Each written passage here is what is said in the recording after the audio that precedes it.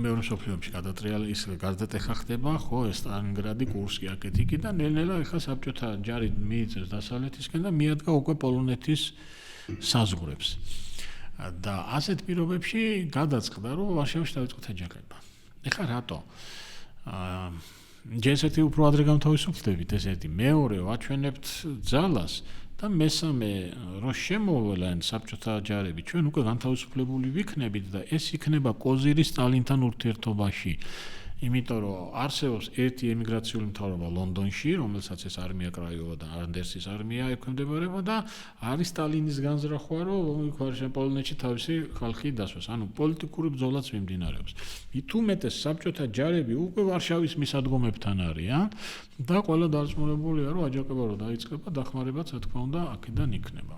ეს ხდება მდინარე ვისლის მარცხენა ნაპირზე. მდინარე ვისლის მარჯვენა ნაპირზე დგას საბჭოთა ჯარი, რომელიც აფსარგეთებს. უყურებს. თან როგორ არის ცით ამ საბჭოთა ფრონტის მეთაური არის გენერალი როკოსოვსკი. პოლონელია წარმოშობით და იმ დროს როცა აქეთ დგას როკოსოვსკის ჯარი, აჯანყებულ ვარშავაში ცხოვრობს როკოსოვსკის და ამ საბჭოთა ნაწილებში შედის ასევე გენერალ ბერლინგის პოლონური ნაწილები. და ბერლინგი ეუბნება როკოსოვსკის და საბჭოთა ხელისუფლებას, რომ მე ვერ გავაჩერებ ჩემ მეომრებს. ეხლა როგორია რა, შენ ხედავ რომ ვარშავაში მდინარის იქით ამხარეს შენები ომობენ და შენ გეუბნებიან არ გადახვიდე. და იყო მცდელობა ბერლინგის მეომრებისა გადასულიყვნენ და მიხმარებოდნენ აჯანყებულ ვარშაველებს, მაგრამ ვერ მოახერხეს. ესეთი ვისლა ძალიან დიდია.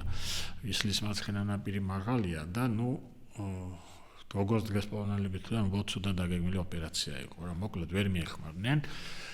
ვარშავის აჯანყება გერმანელებმა ჩაახშეს ძალიან სასტიკად და აქაც ვარშავის აჯანყებულების წინააღმდეგ გერმანელებმა გამოიყენეს ის რუსულის შენაერთები, რომლებიც ვერმახტის მხარეს იბრძოდნენ.